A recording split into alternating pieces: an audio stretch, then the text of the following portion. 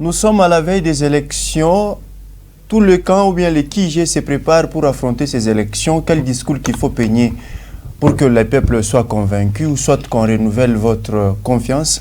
Madame, Monsieur, c'est autour de cette thématique qu'on va débattre cet après-midi avec les analystes politiques du Lualaba. Ils sont avec moi sur ce plateau. Vous savez très bien, si vous voulez aussi participer à cette émission, n'hésitez pas de nous écrire au 097 822 72 45, 097 822 72 45. Le débat est ouvert pour vous qui nous suivez à la maison. Réagissez et ça va nous serons tellement édifiés. Et sur ce plateau, je M. Michael Laurent. Il est analyste des questions politiques dans la province du Lualaba, sans parti politique. Lui, il analyse sans couleur ou quoi que ce soit. Il est là pour donner son point de vue. Et un autre invité, c'est M. Jérémy Kapend. Il est de la coordination urbaine de Kojeka. Et donc, avec lui, il est pratiquement un mouvement associatif de l'Ensemble pour la République. Il soutient Moïse Katumbi. Avec ces deux invités, on va analyser cette question. Le peuple a besoin de quel discours? N'hésitez pas aussi d'émettre votre point de vue. Madame, Monsieur, bienvenue. Monsieur Jérémy Kapend, bonjour et bienvenue. Bonjour, Monsieur Chinard. Nous profitons également de cette occasion pour saluer toute la population de la province du Lualaba qui sont en train de suivre cette grande émission. Et nous vous disons merci de nous avoir associés à ce débat démocratique ce soir, afin que nous puissions éclairer la lanterne de la population et que chacun comprenne comment est-ce que son pays est géré, parce que la gestion de la chose publique concerne tout le monde. C'est notre pays. La République démocratique du Congo, c'est un patrimoine commun et chacun doit comprendre comment est-ce que les choses se passent, comment est-ce que le pays est géré, qu'est-ce que nous devons faire, qu'est-ce qui devait être fait, qu'avons-nous déjà fait jusqu'à présent. Voilà en fait. Merci. Monsieur Michael Rand, bonjour et bienvenue. Bonjour Monsieur Chouinard, bonjour, merci de l'invitation encore une fois, de plus. Merci beaucoup à tous les téléspectateurs de cette grande chaîne de la vie. Merci à tout le monde. Je suis vraiment très honoré de participer à ce débat patriotique. Merci beaucoup. Voilà, madame, monsieur, c'est un débat démocratique qui s'ouvre sur Amani Radio et Télévision. Monsieur Jérémy Kapend, c'est quoi votre biscuit ou bien quelle actualité qui vous a marqué durant la semaine que vous pouvez partager avec les téléspectateurs? Merci beaucoup, Monsieur Chinard. En fait, au Lualaba, nous avons beaucoup de problèmes déjà. Mais aujourd'hui, je vais parler juste de l'avenue qui est ici à côté. L'avenue 3Z qui va vers Diour, Cité, en passant par le stade Diour. Cette avenue a été réfectionnée au travail par le président Moïse Katumbi. Et il n'y avait que la première couche d'asphalte qui était posée en son temps. Mais depuis que Katumbi est parti du pouvoir, cette avenue est restée. Moïse n'est pas la personne ou l'unique personne qui utilise cette route. D'ailleurs, je ne suis même pas sûr qu'il a déjà eu à emprunter cette route. Donc cette route est en état de délabrement très avancé. Et ça nécessite la réhabilitation. Effectivement, vous ne pouvez même pas y aller. Tout le monde a peur de fréquenter l'avenue 3Z, et surtout en quittant la cité vers Arcadia. C'est un problème très sérieux. Je voulais rappeler que c'est pendant la saison sèche, parce que nous avons souvent entendu, on nous dit, la pluie nous empêche d'évoluer avec les travaux de route, tout ça. Alors, c'est pratiquement la saison sèche. Nous demandons seulement au ministre des Infrastructures et au vice-gouverneur de pouvoir s'étaler là-dessus afin que cette route quand même... Nous avons en fait beaucoup de routes, mais aujourd'hui nous parlons d'abord de cette route, 3Z. Et donc c'est une route qui va aider, qui aide aussi quand même à pouvoir résoudre le problème d'embouteillage que nous avons sur la ville. Les gens pouvaient emprunter facilement cette route, mais vu l'état dans lequel cette route se trouve, tout le monde se décourage de l'emprunter. L'autre avenue aussi qui est à côté, là, RVA, je le cite RVA, qui va vers Istem ici. C'est une route qui a déjà été travaillée à moitié. Donc une partie a déjà été un peu bien asphaltée. Ils ont mis la couche de roulement. Mais il faudra encore qu'on ajoute, puisqu'il y a une grande partie... Pour que ça arrive à la fin. Oui, il faudra que ça arrive jusqu'à la fin. Il a toujours été dit que construire sans terminer, c'est détruire. Et sur le plan politique, Moïse Katumbi a été contraint d'accéder au Congo central. Finir cela. Oui. Oui, il s'est vu depuis un certain temps cet acharnement contre le président Moïse Katumbi. Ça fait déjà 3 à 4 fois qu'il a tenté de se déplacer, on lui a interdit cela. Alors que l'article 30 de la loi mère de la République démocratique du Congo, ce que nous appelons la Constitution, donne l'autorisation, donne le droit à chaque Congolais de pouvoir circuler librement dans son pays et de pouvoir élire domicile partout où il veut dans toutes les provinces. Et donc il n'appartient pas à un individu, gouverneur soit-il, de pouvoir restreindre les libertés de déplacement d'un citoyen congolais. Et ça, c'est une violation grave. Merci beaucoup. De la Constitution. Il a été empêché d'aller au Congo central, il a été empêché d'aller à Kikwit, il a été empêché d'aller à Moba. Ils ont refusé que son avion atterrisse à Lubumbashi pour le prendre et aller à Dubaï. Et donc, ce n'est pas une bonne chose. Ça, ce sont des dérives dictatoriales que nous devons dénoncer parce que la Constitution de la République ne permet pas à un individu d'agir injustement. Voilà, merci beaucoup. Ça, c'est votre coup de gueule. Monsieur Michael Brand, c'est quoi votre biscuit bien coup de gueule que vous pouvez partager avec la population qui nous suit?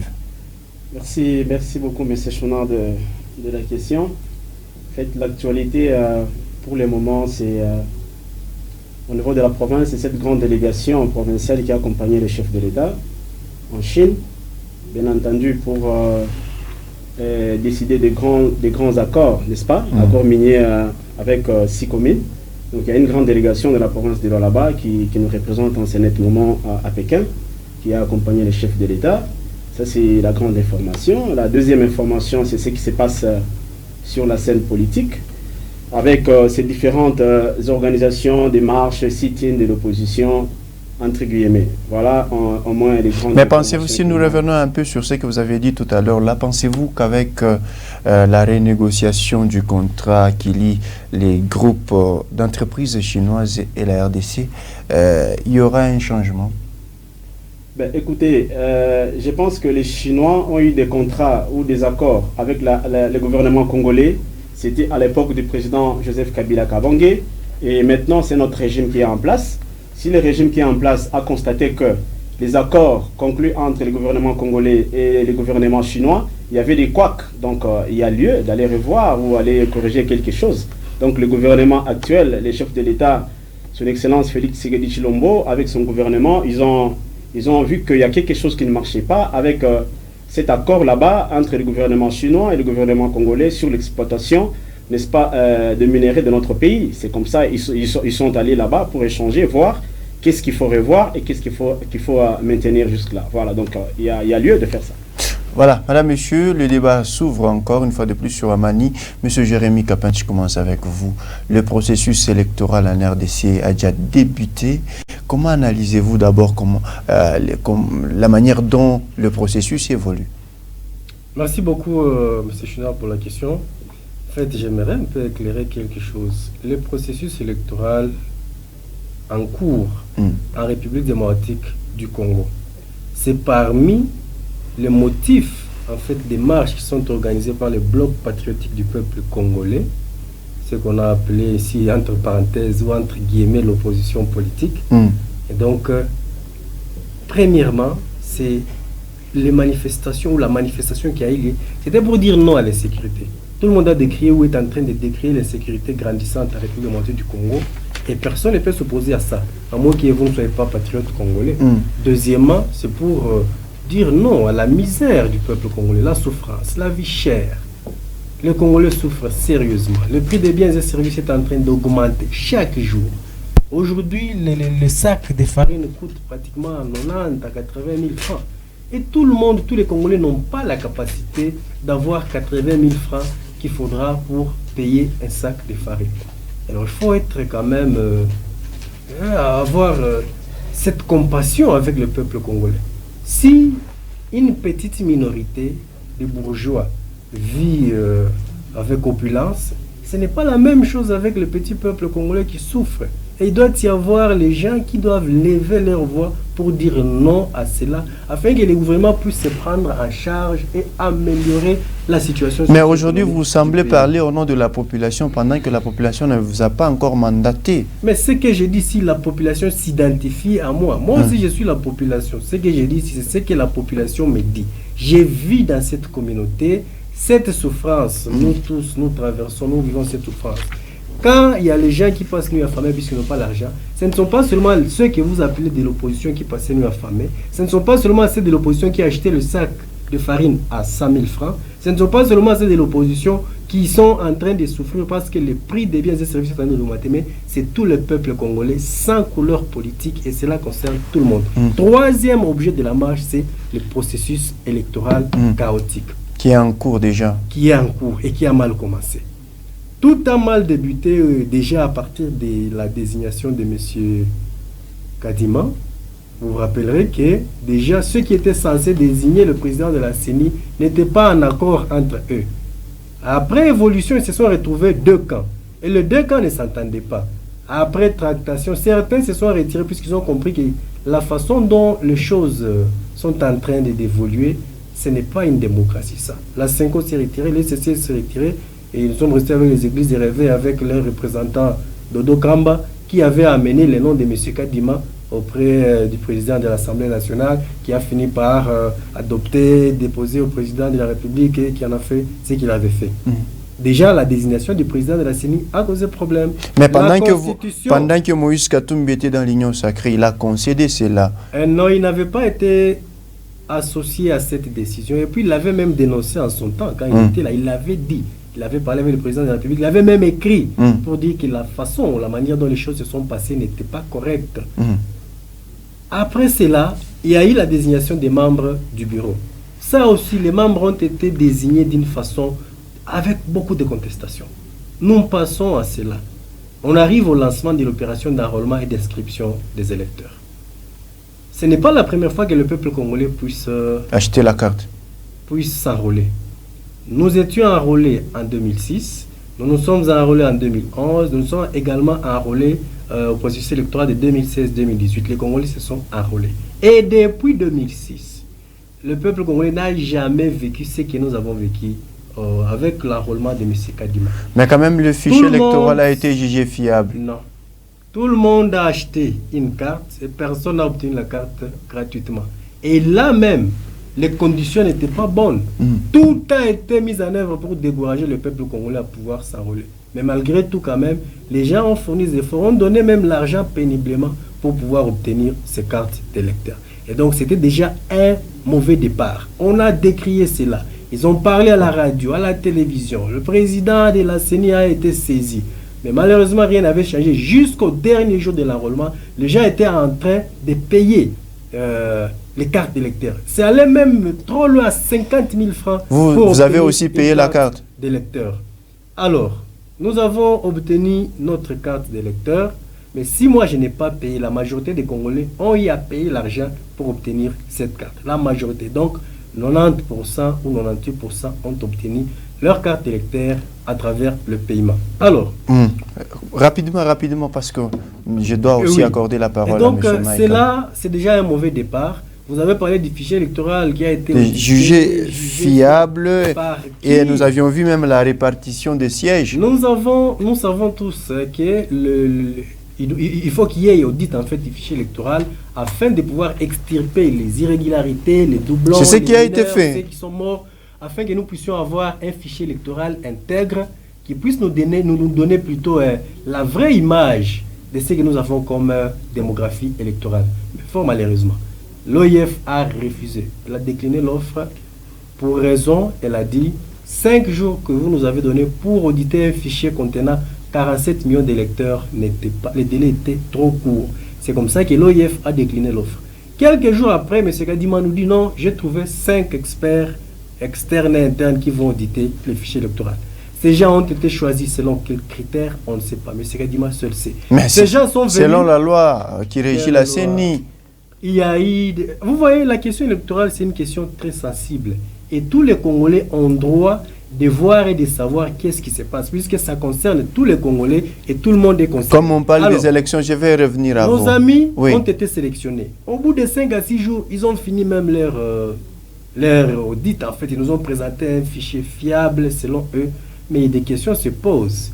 Quand nous essayons d'analyser la façon dont les électeurs ont été répartis, mais il y a injustice. Ce n'est pas correct.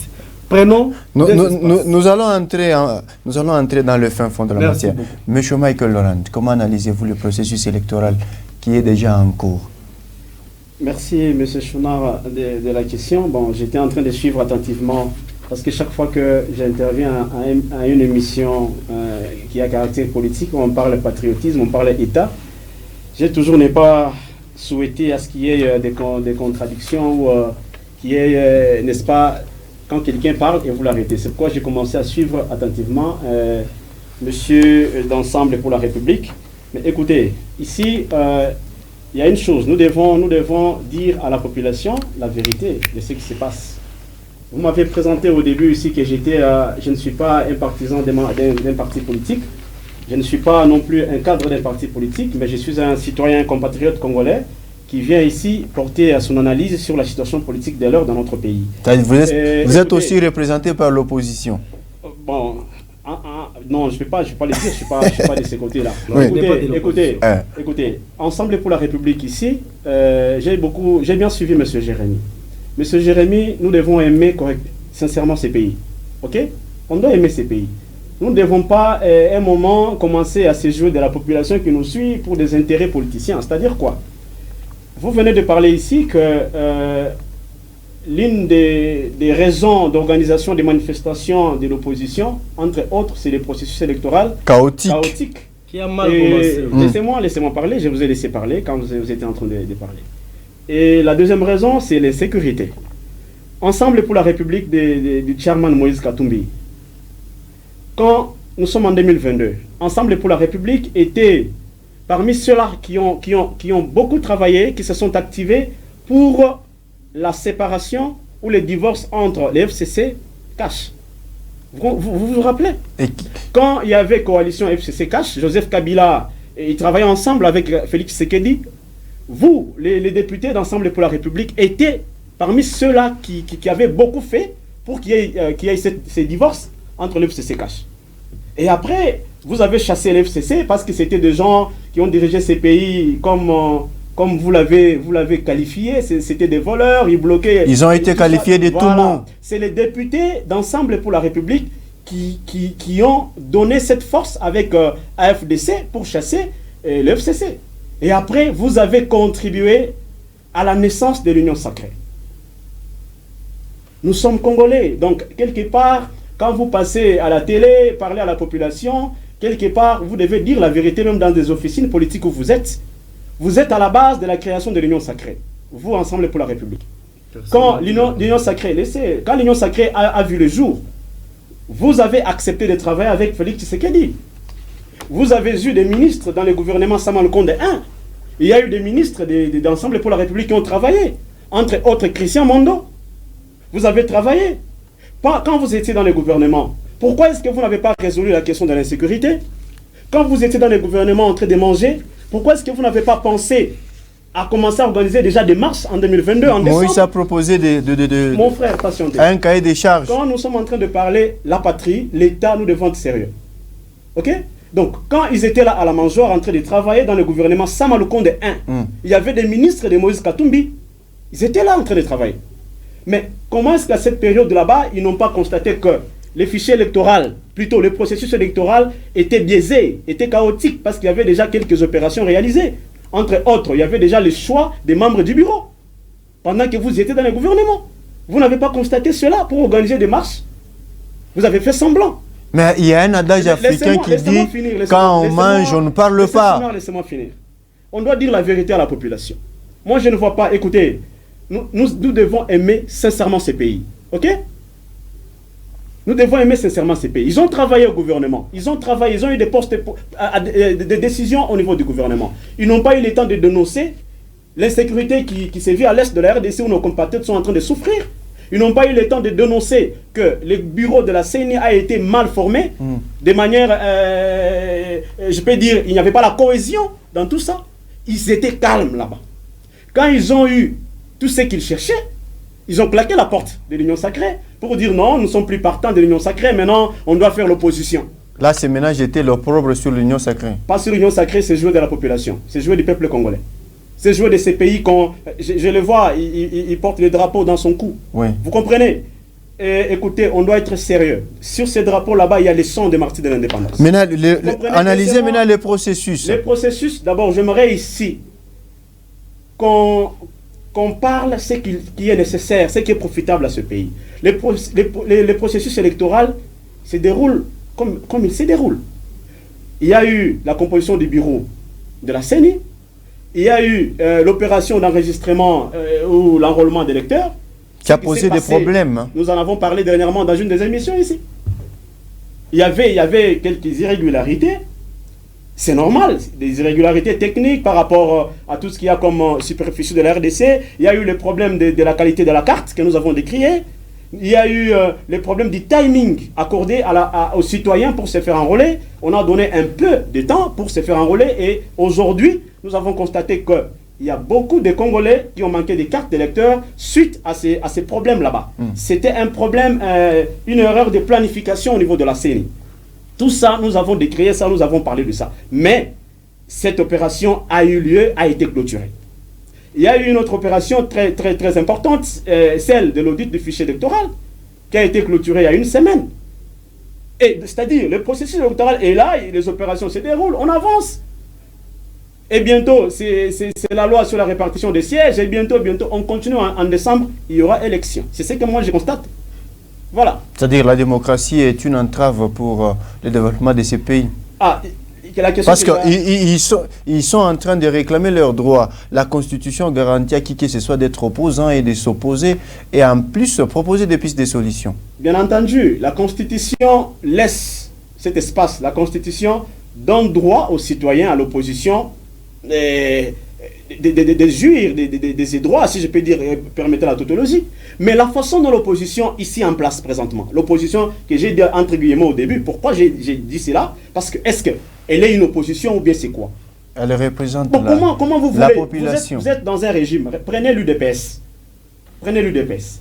À l'époque du FCC, quand Joseph Kabila était au pouvoir, l'UDPS n'a jamais accepté de faire partie prenante du gouvernement.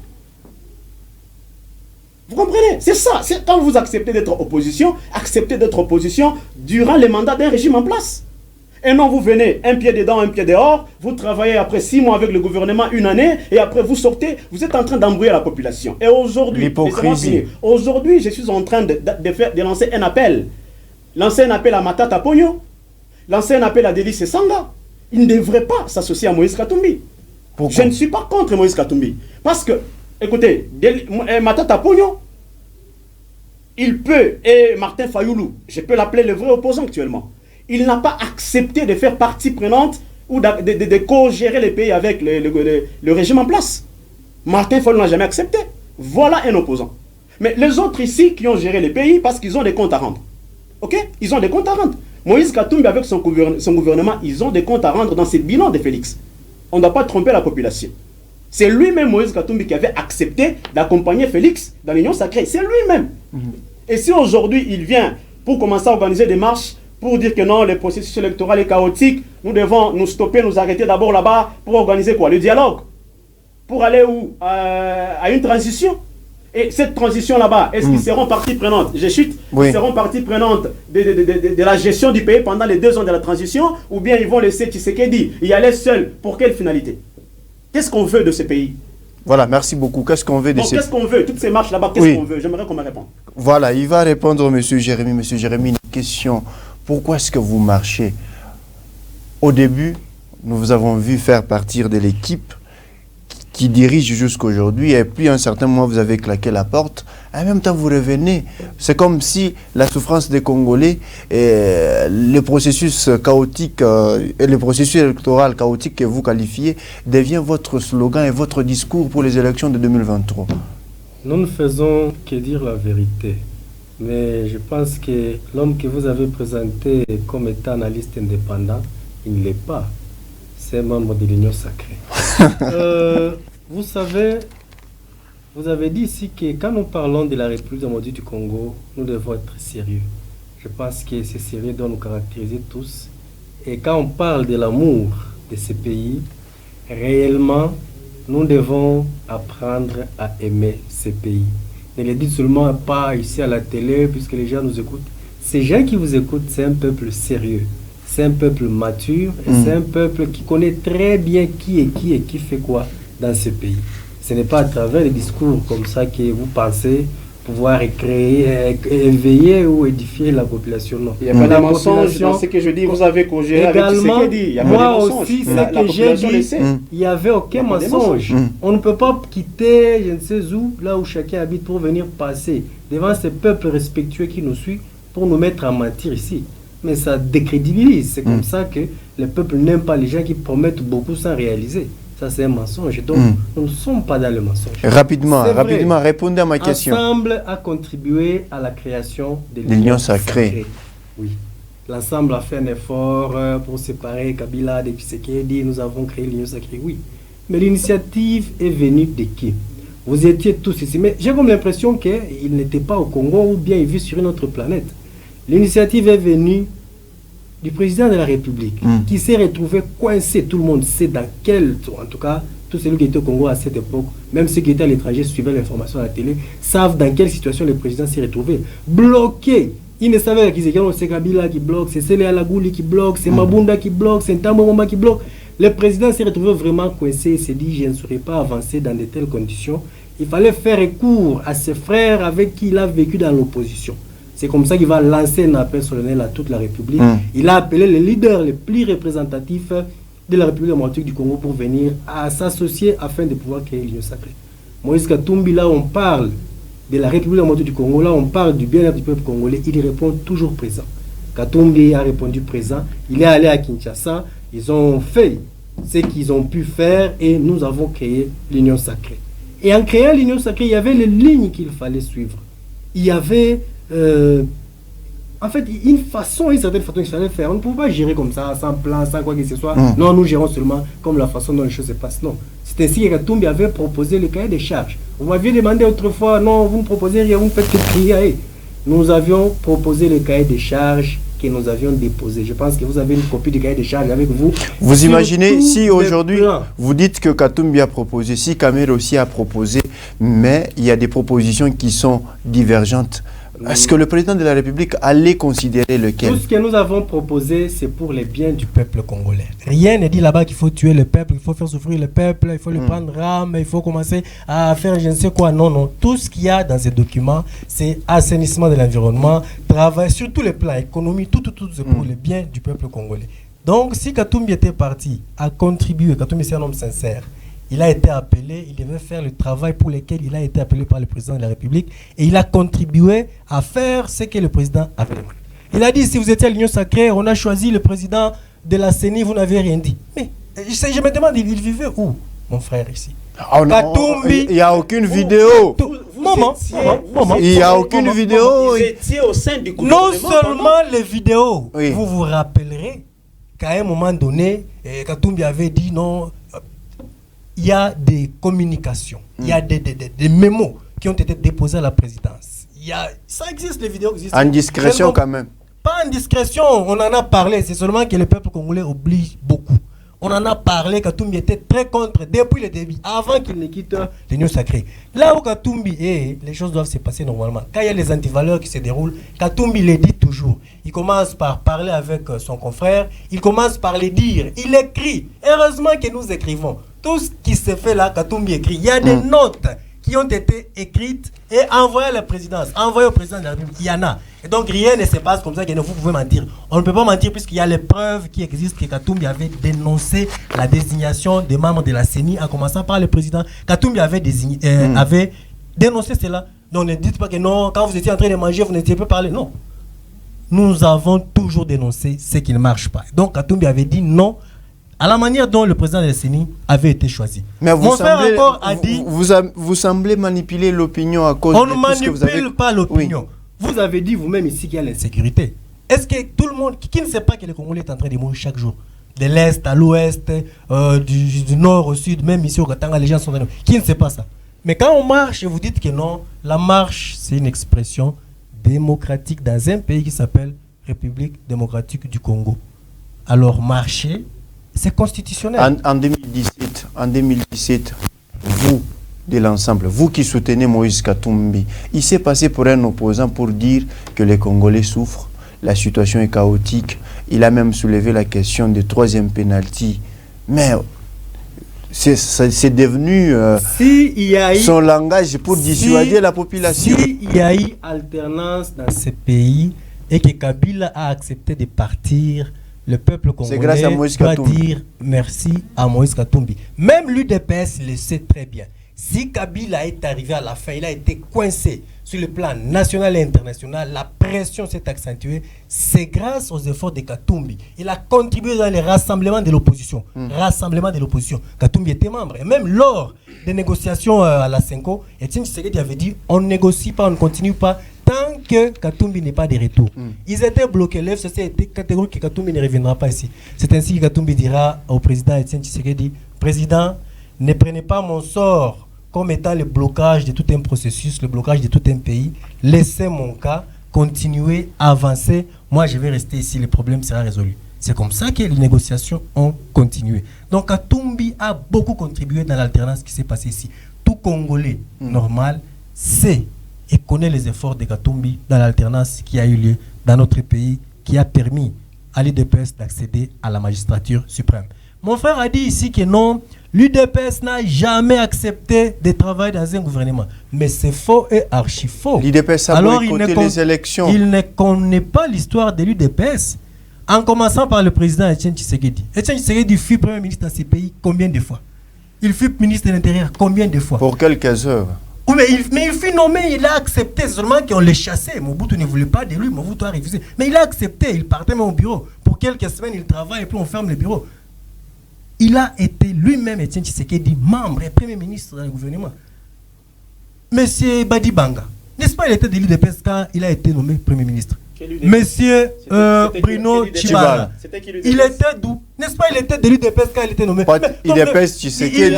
Oui, UDPS Tshisekedi. Non, ne dites pas ça. Le peuple congolais vous voit. Et le peuple congolais connaît l'histoire de ces pays. Badi Banga était de l'UDPS quand il a été nommé ministre, Premier ministre plutôt dans ces pays. Bruno Tshibala, non, il était membre, il était membre de l'UDPS. Il était membre. Laissez-moi terminer. Laissez-moi dire à la population toute la vérité. Vous avez parlé, je vous ai laissé. Monsieur Michael, maîtrisez-vous, vous aurez votre temps. À la population, oui. Peuple congolais qui est en train de nous suivre, écoutez les petites vérités que votre fils vous dit ici. C'est-à-dire, Etienne Tshisekedi lui-même, le père, était Premier ministre à plusieurs reprises. Bruno Tshibala était Premier ministre dans ces pays, UDPS. Badi Banga Sami était Premier ministre dans ces pays, UDPS.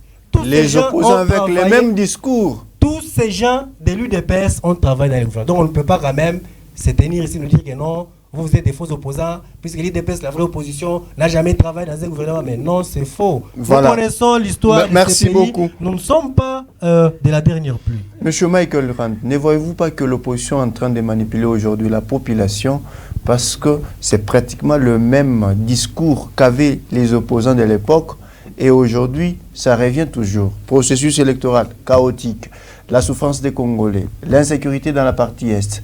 Est-ce qu'on ne peut pas changer l'autre discours? Merci, M. Chouna. Écoutez, je suis en train de sourire quand mon frère Jérémie est en train de parler là. Je ne suis pas de l'Union sacrée. Ça, il faut rectifier. Je ne suis pas de l'Union sacrée. Je suis citoyen. Oui, seulement que oui, indépendant, ok, il y a une différence. Bon, vous je ne viens pas ici faire des comptes rendus de l'Union sacrée. Malheureusement, c'est ce qu'on a constaté. Non, ce que je dis, c'est la vérité de ce que vous êtes. C'est pourquoi vous ne savez pas vous défendre ici. La vérité, vous comprenez. Écoutez, il faut pas parler de l'histoire politique. À l'époque de Etienne Tshisekedi, on n'était pas dans un État démocratique. Ok? Donc c'est vous qui ignorez l'histoire politique de ce pays. Il n'y avait pas des élections, au Zaïre. Ok? Il n'y avait pas des élections au Zaïre. Mais est-ce que Etienne Tshisekedi fut Premier ministre? Monsieur Jérémy, vous avez parlé, vous avez suffisamment parlé. Vous l'histoire qui est en train d'être falsifiée là. Vous aurez votre temps de réagir. Dans un régime dictatorial de Mobutu qui a régné pendant 32 ans que vous ignorez peut-être. Donc c'était pas. Je vous informe que je suis né sous. Voilà. Je ne suis pas de la génération Kabila. C'est ce que je vous dis. On n'était pas dans un pays, un État démocratique comme aujourd'hui où il y a des élections qui ont commencé depuis 2006. Il y a des cycles électoraux qui sont quand même un peu qui sont présents. Après 5 ans, il y a élection. Après 5 ans, il y a élection. Vous comprenez? Et autre chose ici, vous devez retirer la parole quand vous dites nous, peuple congolais, nous là, nous devons dire merci à Moïse Katumbi. S'il y a eu alternance, c'est grâce à Moïse Katumbi. Mais écoutez, Rosi Mukendi qui est décédé à Kinshasa, là-bas, c'est Moïse Katumbi qui est décédé à Kinshasa. Quand il y a eu des marches ici, quand les peuples congolais mouraient, quand on gazait... Aucun militant de l'ensemble n'est mort. Laissez-moi, quand on gazait les bébés dans des maternités, mon frère, vous mettez le drapeau dans votre cou, soyez sérieux. Quand on gazait des bébés dans des maternités, quand on gazait des fidèles... Mais c'est la même chose qui est en train de se passer actuellement. Laissez-moi parler. Moïse Katumbi n'était pas ici au Congo. Ok? Il n'était pas ici. Donc les peuples congolais qui se sont sacrifiés, nous là, nous avons marché pour faire partir ces régimes. Et vous venez nous dire ici qu'on dise merci à Moïse Katumbi. Donc ces pays, vous voulez les substituer à une seule personne, Moïse Katumbi. Non. Écoutez, ça, ce n'est pas vrai. Rentrons dans les sujets. Qu'est-ce que cette opposition veut aujourd'hui? C'est la question que j'ai posée, on ne m'a pas répondu à cette question. Mon co-débatteur qui est là-bas, M. Jérémy d'Ensemble pour la République, vous organisez des marches aujourd'hui. Pour quel objectif? Qu'est-ce que vous cherchez? Je peux répondre? Vous allez me répondre. Laissez-moi finir. Non, vous allez répondre. Vous allez répondre. J'ai répondu à ça malheureusement. Quel est votre objectif? Qu'est-ce que vous cherchez? Que ces manifestations publiques soient activées maintenant et pas quand vous étiez à la mangeoire. Les problèmes, laissez-moi faire, laissez-moi parler. Quand vous étiez au gouvernement, les sécurités qui se vivent à l'Est, cette insécurité, il y était. C'était le moment de dire, ok, comme nous sommes au gouvernement, voici les propositions que nous devons apporter pour trouver solution. Avec vous avez le cahier des charges, ou bien vous avez les carnets d'adresses très riches de Moïse Katumbi. Il devrait activer ces carnets d'adresses, aller par-ci, par-là, pour aider son frère Tshisekedi. Comme vous avez dit, il a toujours eu ses cœurs d'aider. Il devrait aider. Pourquoi quand vous étiez au gouvernement pendant plusieurs mois, vous n'avez pas décidé d'organiser des marches pour aller contester ou bien dénoncer cette insécurité? Après avoir eu ce que vous cherchiez dans le gouvernement, vous avez amassé de l'argent pour la campagne électorale. De 2023. Ben oui. Quand vous avez vu que maintenant c'est le moment, on claque la porte de l'union sacrée. Ça, c'est ces jouets de la population. Mais il semble avoir le même discours qu'à l'époque. C'est le même discours. Donc moi j'aimerais ici, mon frère d'Ensemble pour la République, nous vous aimons beaucoup. Nous devons aimer ces pays. Quand vous êtes dans une famille politique, apportez aussi des conseils à un certain niveau. Vous êtes jeune, je vous vois, vous êtes encore jeune. Ce pays a besoin de vous. Ne vous laissez pas manipuler, emporter par ces vieux qui nous entourent dans des partis politiques, même s'ils sont en train d'agir de façon qui n'est pas patriotique, et vous y allez. Non. Mais ils disent qu'ils parlent au nom de la population. Aujourd'hui, là, je ne sais pas. Aujourd'hui, là, le processus électoral est en train d'être respecté, toutes les opérations se déroulent normalement. Allez-y aux élections. Parce que vous avez accepté. Ici, j'aimerais avoir quelqu'un des Fayoulou là-bas, je n'allais pas dire tout ça, mais je parle à la famille politique de Moïse Katumbi. La famille politique de Moïse Katumbi, Ensemble pour la République, allez aux élections. Parce que vous êtes ceux-là qui ont contribué à ce processus électoral ici. Ok?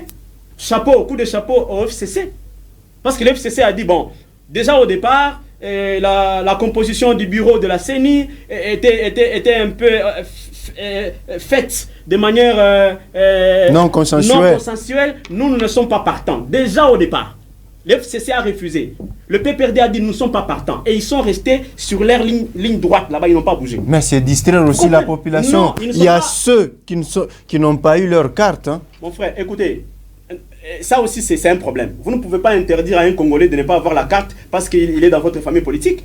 Parce que la carte d'électeur a beaucoup de fonctions. Entre autres, elle est la carte d'identité aujourd'hui. quelqu'un veut voyager, il veut embarquer, aller prendre le vol vers Kinshasa, il ne peut pas passer là où il y a les agents de la DGM s'il n'a pas la carte d'électeur. Donc ça, c'est une erreur grave d'appeler ses compatissants, appeler vos membres des partis politiques de ne pas aller se faire enrôler. Ça, c'est vraiment antipatriotique.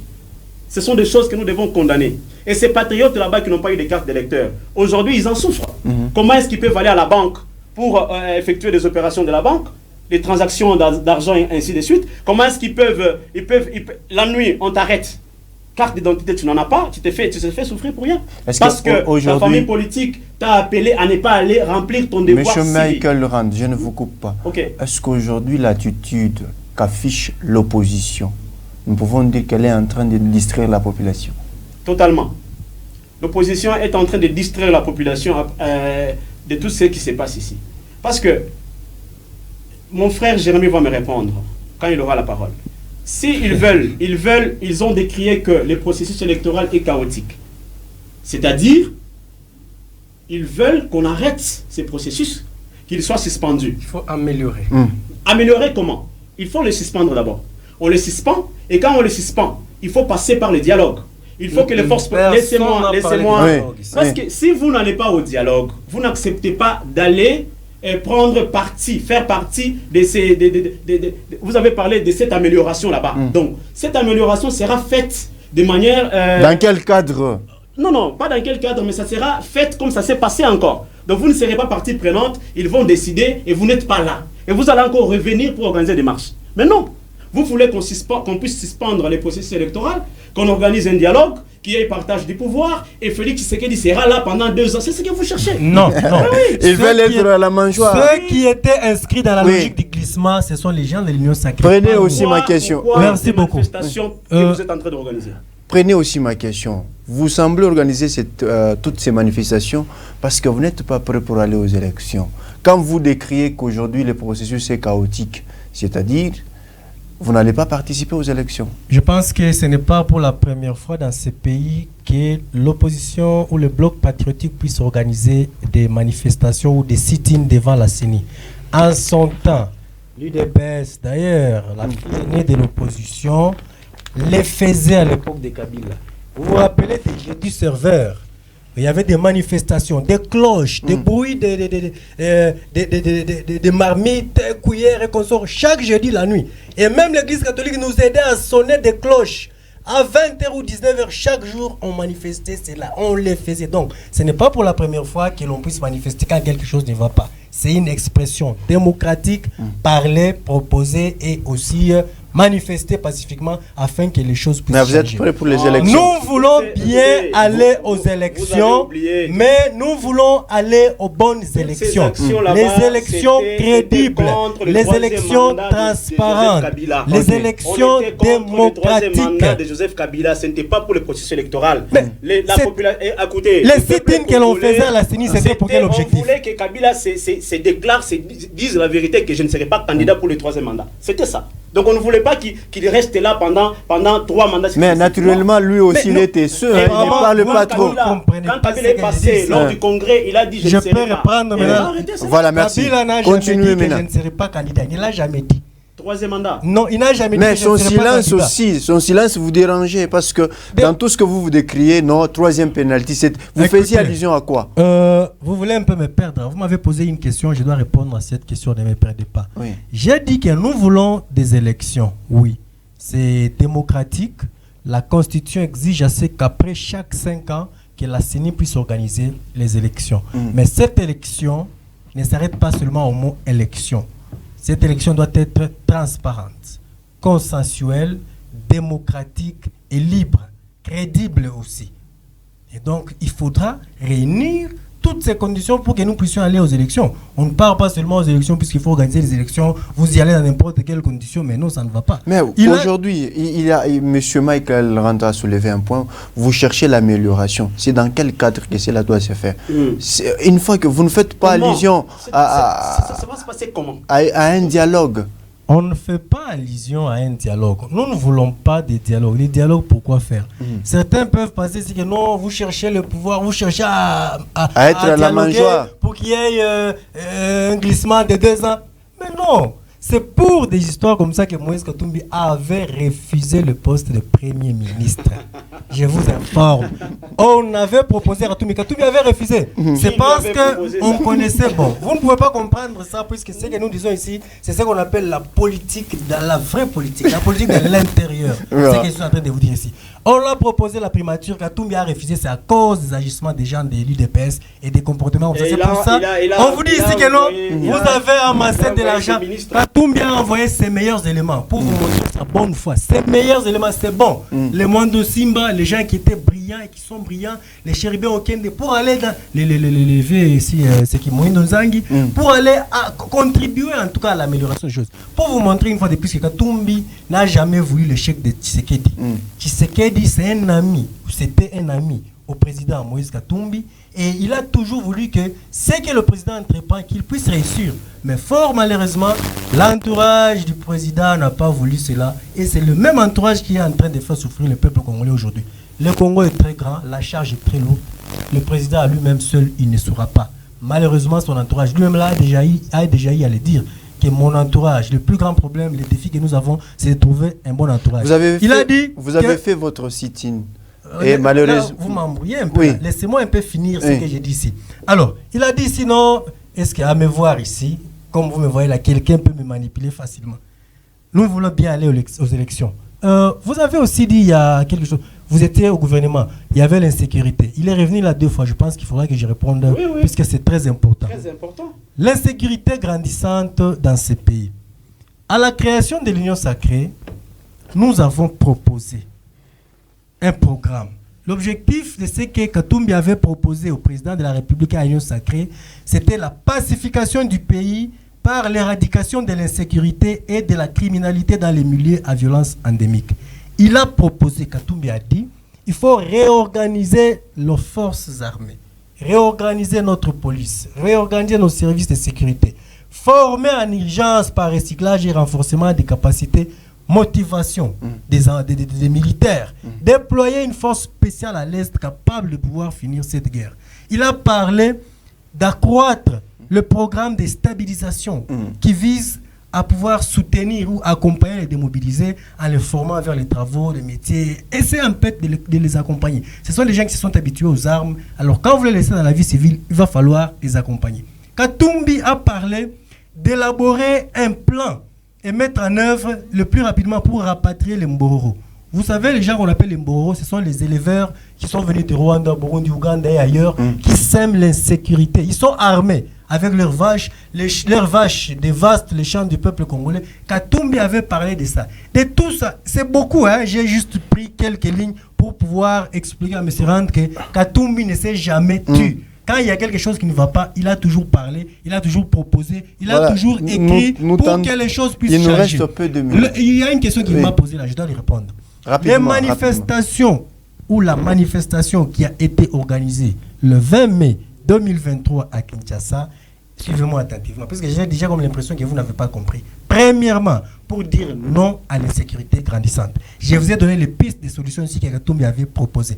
Donc Katumbi n'est pas là seulement pour crier. Non, laissez-moi finir. Oui. Directement, l'insécurité prend fin. Alors vous ne comprenez pas comment est-ce que la démocratie fonctionne. Katumbi, quand il y a quelque chose qui ne va pas, il ne s'arrête pas seulement à dire non ou à dénoncer. Non. Katumbi propose toujours, puisqu'il a un carnet bien garni, carnet d'adresse bien garni, alors il propose toujours des solutions au président de la République afin que nous puissions trouver. Vous avez suffisamment parlé. Les manifestations, premièrement, pour l'insécurité, il y a une proposition. Deuxièmement, pour la vie chère, il y a une proposition également dans le cahier de charges où Katumbi a proposé à ce que nous puissions créer les emplois, à ce que l'on puisse faire la promotion de l'entrepreneuriat des jeunes. Moi, je pense que concernant les processus, il n'a pas proposé. C'est ça même. L'État nous fait défaut aussi.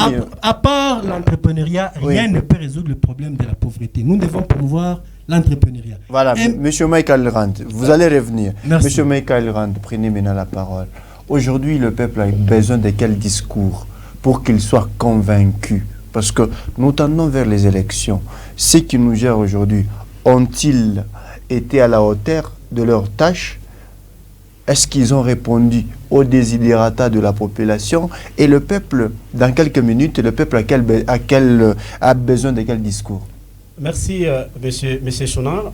J'aimerais ici commencer par donner la vraie raison, les mobiles réels des organisations des manifestations de l'opposition. Donc, l'opposition est en train d'organiser ces manifestations seulement pour attirer l'attention de la communauté internationale, afin qu'il y ait des sanctions sur le régime. C'est tout. Donc, ils sont en train d'organiser toutes ces manifestations parce qu'il n'a rien dit, il n'a rien donné comme solution. Il a dit, on organise ces manifestations pour décrier l'insécurité. Et après, pendant les manifestations, vous êtes en train de faire tuer encore des Congolais. Pendant les manifestations... Est-ce que l'opposition a une police ou des forces de l'ordre? Et vous allez laisser le temps. Pendant les manifestations ou après ces manifestations, est-ce que l'insécurité va directement prendre fin? Non. Donc, les mobiles, l'agenda caché, je suis un politologue, mon frère. L'agenda caché de vos manifestations, c'est de veiller, n'est-ce pas, et d'attirer la sympathie de la communauté internationale pour venir sanctionner les régimes en place. Et c'est ce qui se passe. Le 20 mai, vous avez suivi la réaction des Nations Unies, plutôt des États-Unis d'Amérique. Vous avez suivi la réaction de l'Union européenne. Un peu partout, ils ont réagi parce que l'opposition est venue allumer ces petits feux là-bas. Alors, le problème qui est là sur lequel, mon frère Jérémy, présentement là, les discours que nous devons porter dans ces pays, c'est les discours de paix, de la cohésion sociale. Vous comprenez? C'est ces discours que nous devons porter dans ces pays. Moi, je ne suis pas d'accord. Je n'ai pas dit aujourd'hui que non. Le président Félix Tshisekedi, pendant ces temps qu'il a mis au pouvoir, il a bien fait les choses. Non. Mais moi, j'ai décrié la façon de faire de l'opposition. Vous venez avec des agendas cachés pour venir encore bloquer la République qui est en train de souffrir. Vous comprenez? Je l'avais dit ici dans une des émissions que principalement, ou bien personnellement, moi, je suis en train d'accorder la deuxième chance à son Excellence Félix Tshisekedi Tshilombo, parce que le premier mandat, il a eu vraiment beaucoup d'hypocrites tout autour de lui, entre autres Moïse Katumbi avec sa famille politique. Il a eu beaucoup d'hypocrites qui ne l'ont pas aidé à gérer le FCC et l'Ensemble pour la République. Donc Félix Tshisekedi n'a pas eu à bien faire les choses. Nous devons lui accorder, si Moïse Katumbi aime son frère, comme vous l'avez dit, c'est son ami, on doit lui accorder ses temps. Allons-y aux élections. Laissez-moi finir. Allons-y aux élections.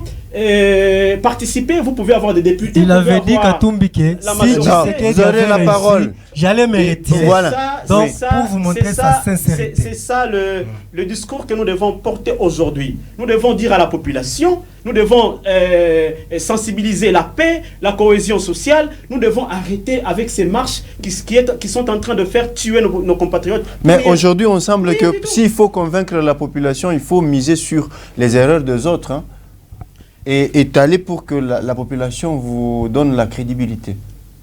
Moi, je ne vois pas. Écoutez, la scène politique congolaise, il y a beaucoup de choses à revoir. Je ne vois pas ici un acteur politique qui est nouveau ici. Moïse Katumbi, ce n'est pas un nouveau acteur politique sur la scène politique de la RDC. Il a géré ces pays pendant plusieurs années. Martin Fayoulou, ce n'est pas un nouveau. Délice Sanga, ce n'est pas un nouveau. Tous ces gens qui sont là-bas, ce sont des gens qui ont géré ces pays. Je n'ai pas seulement parlé au niveau de la présidence, mais non. Délice Sanga est député. Donc, il est là, il est en train de contribuer à la gestion de ces pays. C'est-à-dire, nous devons aimer ces pays. Le processus électoral est en cours. Nous devons nous mettre autour d'une table, accepter, allons-y aux élections. Mais la chose qu'il faut faire pour ce pays, nous devons penser à la révision de cette constitution. Je l'avais dit ici. Pourquoi? En tant que patriote, la Constitution a beaucoup de problèmes. Donc je l'ai dit la fois passée, les 5 ans qu'on a donnés au président de la République, vous allez constater que la première année, c'est une année problématique, où le président ne sait pas travailler parce qu'il doit constituer un gouvernement sur base de beaucoup de problèmes, de tractations des familles politiques. La dernière année, elle est une année électorale. Donc le président n'a que 3 ans. Et dans les 3 ans ici, il y a beaucoup de problèmes. Donc on doit penser à revoir la Constitution, on doit penser à autre chose pour le bien-être de ce pays. Parce que je ne vois pas ici Moïse Katumbi devenir président en 2023 et en 2028 ne pas faire ce qui se passe aujourd'hui. Je ne le vois pas. Il ne le fera pas. Merci beaucoup. Oui, quel discours qu'il faut tenir pour que la population puisse vous porter aujourd'hui? Le peuple congolais a besoin de quel discours aujourd'hui? Je vois qu'il a dit ici que le peuple congolais n'a plus besoin de discours. Le peuple a écouté beaucoup de discours. Je suis tombé une fois sur un bouquin de discours de Joseph Kabila. Bouquin. Et j'ai aussi essayé de jeter un coup d'œil sur l'ensemble des archives que j'ai, les discours du président Tshisekedi, dans les 4 ans ici. beaucoup de discours. Le peuple congolais est fatigué des discours. Nous avons beaucoup entendu, beaucoup de promesses, beaucoup de discours. Nous voulons le pragmatisme. Nous avons besoin de quelqu'un qui ne parle pas, mais qui travaille. Car, dit-on, celui qui parle beaucoup ne travaille pas. On a besoin de ceux qui ne parlent pas. On n'a pas besoin de discours. Ne parlez pas. Travaille. Le peuple a besoin de sentir les changements. Le peuple a besoin de se réveiller le matin. La farine qui était à 90 000, elle est redevenue à 10 000, 20 000 francs. C'est ce que le peuple veut. On n'a pas besoin de discours. Nous devons porter un discours de paix, de cohésion nationale. Mais c'est ça. Si vous aimez, vous insistez sur aimer le pays, mais vous devez aimer le pays. Aimer le pays, ce ne sont pas seulement des discours. Il faut agir par les actes. Il nous dit qu'il faut aimer le pays. Quel discours nous entendons? Aujourd'hui, ceux qui tiennent les discours de haine tribale, ce sont les membres des partis présidentiels. Ce sont les gens qui vous disent, nous, c'est nous le pouvoir. Nous avons le pouvoir. Union sacrée, oui, on tolère un peu de propos de racisme, de tribalisme. Et même très grave, le secrétaire général du parti présidentiel. Vous savez ce qu'il a dit avant-hier ici, à son arrivée? Il dit non, si Katumbi est en train de combattre le président de la République, d'ailleurs, c'est une erreur. Katumbi ne combat jamais le président. Il n'a pas combattu le président. Il dit, Katumbi, voilà. Non, Katumbi, s'il est en train de combattre le président de la République, première erreur. C'est parce que c'est à cause de ses origines, puisqu'il est Moulouba. C'est comme ça que Katumbi est en train de le combattre. Est-ce qu'un secrétaire général d'un parti à la taille de l'UDPS peut tenir un tel discours en public? Est-ce que c'est un discours comme ça qui peut amener la cohésion nationale et la paix entre les citoyens? Mais non. Regardez les communicateurs de l'UDPS, ce qu'ils sont en train de dire. En tout cas, s'il y a les gens qui vous prêchent jour et nuit le tribalisme, le séparatisme, la xénophobie, la division, ils ne veulent pas s'intégrer, ce sont nos amis de l'UDPS qui ne font que prêcher la haine tribale jour et nuit, du matin au soir. Et donc, s'il y a les gens qui doivent tenir les discours de paix et de cohésion nationale, ce sont nos amis de l'UDPS qui doivent prêcher la paix. Ils doivent agir, nous devons voir cela. Nous avons dit ici que le sit-in, vous avez dit. Je vous montre un petit exemple. L'enrôlement est terminé. Nous prenons seulement deux espaces. L'espace Grand Kasaï et l'espace Grand Katanga. On prend le nombre total des électeurs enrôlés. Espace Grand Kasaï, 4 495 882 électeurs enrôlés. Espace Grand Katanga, 6 705 133 électeurs enrôlés. Le nombre de députés nationaux, Espace Katanga, 77 députés. Espace Kasaï, 72 députés. Une différence de 5 députés seulement. Est-ce que vous-même, là où vous êtes sûr que ça sont de bonnes statistiques? D'abord, l'espace Grand Kasaï, les gens se sont vidés. L'espace est resté espace comme son nom dit. C'est vide, il n'y a pas les gens là-bas. Tous les gens, attendez, tous les gens, non, le peuple a besoin, laissez-moi, s'il vous plaît, laissez-moi terminer. Les gens ont quitté une partie à Kinshasa, une autre partie au Katanga et ailleurs partout. Donc, si M. Kadima devait nous donner les statistiques du Grand Kasaï, il pouvait nous dire 500 000. On pouvait comprendre 500 000. Dans l'espace Grand Katanga, on aurait beaucoup de députés. Maintenant, le reste de voix ici, les 4 millions de voix au Kasaï, devaient être ajoutés au Katanga pour avoir 10 millions. Répondez rapidement, ça signifie que même au Katanga, il devait y avoir beaucoup de députés nationaux. Donc c'est déjà un mauvais départ. L'État nous fait pratiquement défaut. M. Kadima est en train L'État nous fait pratiquement défaut. Ça, c'est chaotique et il faut manifester pour ça. Monsieur Michael Randa, répondez, réagissez à sa réaction et puis prenez votre mot de la fin. Merci. J'aimerais d'abord, mon frère Jérémy, notre pays compte 26 provinces, ok? C'est-à-dire, s'il y a eu beaucoup d'électeurs au niveau de l'espace Kasaï, d'abord, il n'y a pas une étude scientifique là-dessus qui prouve qu'il y a eu beaucoup de flux migratoires. Il y a eu une grande... Laissez-moi, s'il vous plaît. Vous n'allez pas venir ici avec une étude scientifique qui démontre qu'il y a eu un nombre exact de temps de populations qui a quitté l'espace Kasaï vers les autres provinces. Même si la CENI accordait 100 députés au niveau de l'espace Grand Kasaï, la majorité absolue, c'est 250 plus 1.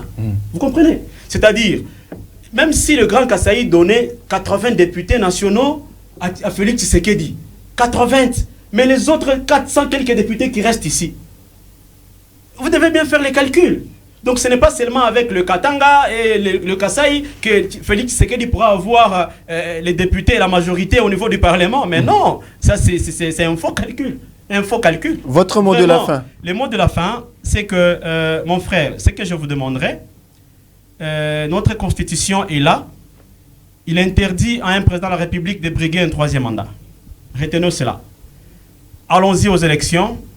Laissons Félix Tshisekedi faire son travail pendant les 5 ans, ici, qui lui reste. Non, 6 mois. Laissez-moi finir. Il lui reste 5 ans. 6 mois, papa. Et après ces 5 ans, son deuxième mandat, allons-y Vous comme êtes déjà ça. au deuxième mandat. Allons-y comme ça. Et après, nous allons revoir les choses. Vous me comprenez? C'est-à-dire, vous avez la conviction qu'il va passer. Hein. Parce qu'ils sont là. L'FCC n'est pas partie prenante. Ensemble n'est pas partie prenante. Toute l'opposition, ils ne sont pas là. Ben, ils ont laissé Tshisekedi seul sur le terrain. Il faut le dire. Qui est candidat potentiel ici qui va faire face à Félix avec l'Union sacrée? Il n'y a que l'Union sacrée sur la piste. Il faut dire la vérité à la population. C'est ce que je suis en train de dire. Donc pour le moment, l'opposition est en distraction. Il n'y a pas une autre plateforme politique qui va faire face à l'Union sacrée. Il n'y a que l'Union sacrée seule. C'est-à-dire, ils vont partir avec Félix Tshisekedi gagnant.